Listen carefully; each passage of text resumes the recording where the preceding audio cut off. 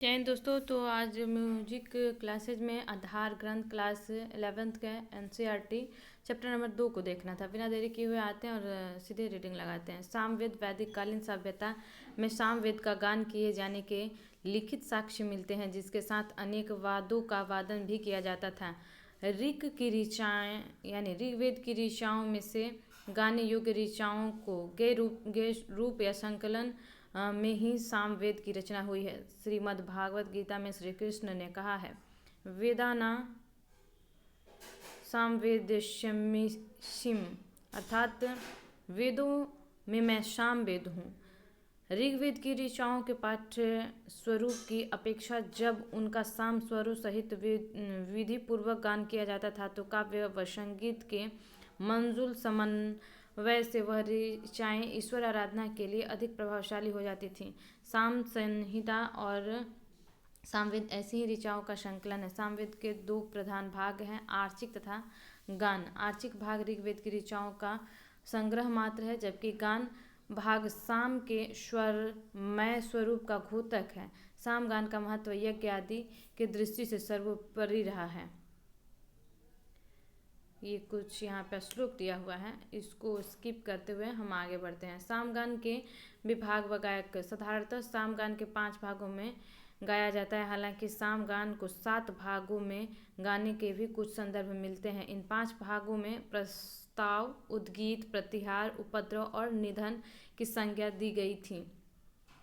प्रस्ताव साम का प्रारंभिक भाग है, जिसे प्रस्तुता नामक ऋत्विज पंडित, ऋत्विज को पंडित कहते थे, गाते थे। यह भाग हुम से प्रारंभ होता था, जिसे सभी ऋत्विज एक साथ गाते थे। उद्गीत को साम का प्रधान ऋत्विज गाता था, जिसके प्रारंभ में ओम का उच्चारण किया जाता था। उद्गीत को गाने वाले ऋत्विज को उद्गाता कहा जाता था। प्रतिहार का गायक प्रतिहर्ता कहलाता था। उपद्रव का गायक मुख्य साम गायक कहलाता था। निधन का गायक प्रस्तोता या उद्गाता या प्रतिहर्ता तीनों ऋत्विजों से मिलकर करते थे।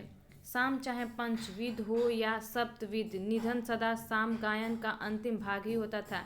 उपगायक एक स्वर पर अटल रहकर निरंतर हो का उच्चारण करते थे, जिससे वह स्वर कायम रहे, जो आज के युग में तानपुरा द्वारा किया जाता है। अतः उपगायक उद्गाताओं का मूल स्वर देने, याद दिलाने के सामर्थ्य होते हैं। रामायण यानी रामायणकालीन संदर्भ को देखेंगे। महर्षि वाल्मीकि द्वारा रचित रामायण भारत का प्राचीन सांस्कृतिक महाकाव्य है, जो भारत की अर्वाचीन सांस्कृतिक परंपरा के बारे में जानने का एक महत्वपूर्ण स्रोत है। महर्षि वाल्मीकि द्वारा रचित रामायण का निर्माण गेय रूप में हुआ है, अर्थात इस महाकाव्य के सभी श्लोक छंदबद्ध एवं गाने योग्य हैं। इस ग्रंथ के माध्यम से हमें उस काल में प्रचलित विभिन्न अवसरों पर गाए जाने वाले संगीत का उल्लेख मिलता है। महर्षि वाल्मीकि स्वयं वैदिक व लौकिक दोनों ही संगीत में पारंगत थे और उन्होंने ही लव कुश को संगीत की शिक्षा प्रदान की।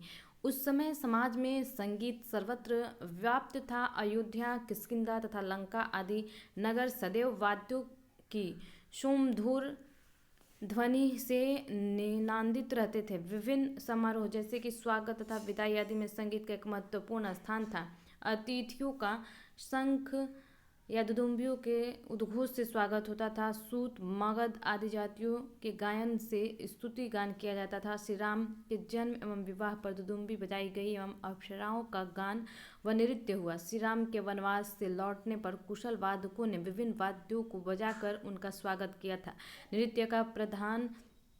नृत्य का प्रयोग धार्मिक तथा लौकिक समारोह में किया जाता था। रावण साम गान के माध्यम से शिव की आराधना किया करते थे तथा अर्चना के पश्चात नृत्य भी करते थे। रावण स्वयं एक कुशल वीणा वादक थे। उनके द्वारा बजाई जाने वाली वीणा को रावण हत्ता के नाम से प्रचलित है। रामायण काल में वाद्यों के लिए तुर्य शब्द का प्रयोग किया जाता था, जिसके अंतर्गत वेणु, शंख, दुदुम्भी, भेरी, मृदगम एवं पटह आदि वाद्यों का उल्लेख किया जाता है।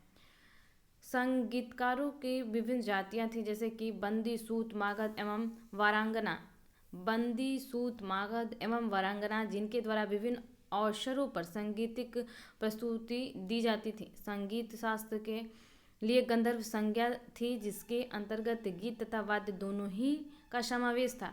भेरी, दुदुम्बी, मृदगम तथा शंख आदि विशिष्ट वाद्यों का प्रयोग युद्ध में उत्साहवर्धन के लिए तथा सेना संगठन को सूचित करने के लिए किया जाता था। सामगान एवं गंधर्व का भेद स्पष्टतः परिलक्षित होता था। सामगान केवल यज्ञों के अंतर्गत ऋत्विजों के द्वारा गाया जाता था। यह केवल वैदिक परंपरा अनुयायियों के तक सीमित था। गंधर्व संज्ञा के अंतर्गत मार्ग देसी संगीत व लौकिक संगीत था। कठोर नियमों से आबद्ध मार्ग संगीत व जन रुचि के अनुकूल नियमों को शिथिल कर अपनाया जाने वाला संगीत देसी संगीत के नाम से जाना गया।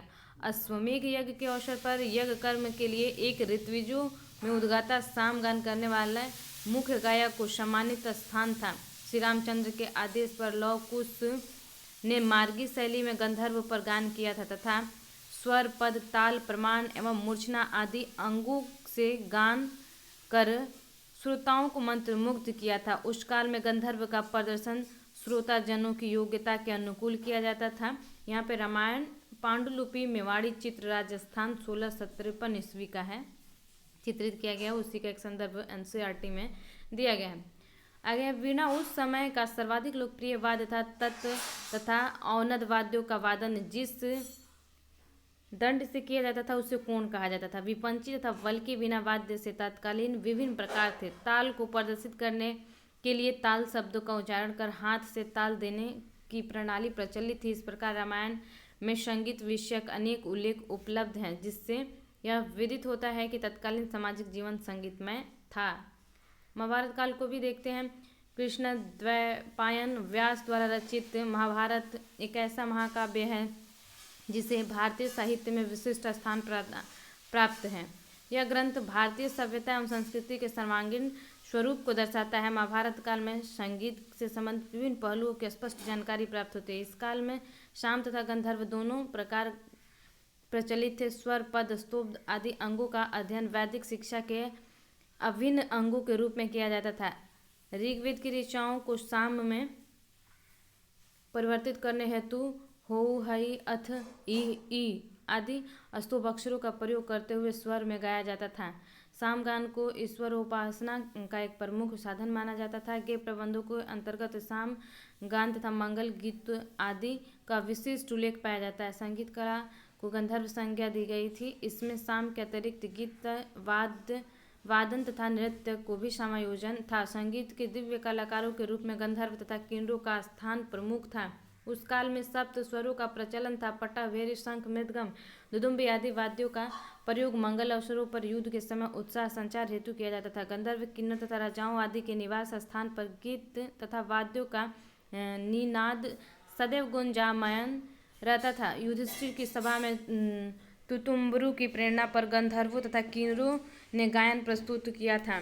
गायन, वादन एवं नृत्य का प्रयोग जनजीवन के अभिन्न अंग के रूप में विविध उत्सवों आदि के अवसर पर किया जाता था। राजा द्रुपद की राजधानी में विभिन्न वाद्यों की ध्वनियाँ गूंजती रहती थीं। महापुरुषों के आगमन के उपलक्ष्य में सांगीतिक प्रस्तुतियों का आयोजन किया जाता था, जिसमें गायक वर्ग के साथ गणिकाएँ भी भाग लेती थीं। वाद्यों के अंतर्गत तत्, औनद, घन तथा सुशील इन चतुर्विध वाद्यों के विभिन्न प्रकारों का उल्लेख भी मिलता है। यज्ञादि समारोह पर सदैव ही गान के साथ वीणा वादन भी किया जाता था। वीणा के सप्ततंत्री को सप्त शुद्ध स्वरों में मिलाया जाता था तथा इनके माध्यम से नानाविध स्वरावलियों का निर्माण किया जाता था। उस समय षड्ज तथा मध्यम ग्राम के अतिरिक्त गंधार ग्राम का भी प्रचलन था। गायन तथा वादन के संगति मृदगम आदि वाद्यों के साथ हाथ से ताल देने वाले लोगों को नियुक्त किया जाता था, जिन्हें तालाज्ञ के नाम से जाना जाता था। शिव की आराधना में नृत्य करने वाले नर्तकों के द्वारा ताल के विभिन्न अंगों के समुचित निर्वहन किया जाता था। नर्तक, गायक, सूत, मागध तथा कथावाचक आदि कलाकारों को राजा तथा प्रजा दोनों की ओर से प्रोत्साहित किया जाता था। मागध, सूत एवं वैतालिक आदि मंगल गीतों के द्वारा राजा का स्तुति गान किया करते थे। गान तथा नृत्य में निपुण कलाकारों को राजा कलाकार के रूप में नियुक्त करता था। प्रसंग के अनुसार पर गीत तथा नृत्य की प्रस्तुति होती थी। बृहन्नलारूपी धारी अर्जुन को राजा विराट की कन्या राजस्त्रियों को गीत, वाद्य तथा नृत्य की शिक्षा देने हेतु नियुक्त किया गया था। अर्जुन को गंधर्व विशारद माना जाता था। इस प्रकार यह स्पष्ट हो जाता है कि महाभारत काल में स्त्रियों को संगीत शिक्षा प्रदान करने हेतु योग्य गुरुओं की नियुक्ति की जाती थी। नृत्य के अंतर्गत विविध हाव भाव का प्रयोग होता था। इस प्रकार उपरोक्त तथ्यों से ज्ञात होता है कि महाभारत काल में संगीत विधा विशिष्ट स्थान प्राप्त किए हुए था। यह जनमानस के हृदय में बसने वाली एक दिव्य कला थी। इस कला में संगीत के शास्त्र पक्ष से संबंधित कई महत्वपूर्ण पहलू की भी स्पष्ट जानकारी मिलती है। जय हिंद दोस्तों, और कल देखेंगे नाट्य शास्त्र की जर्नी।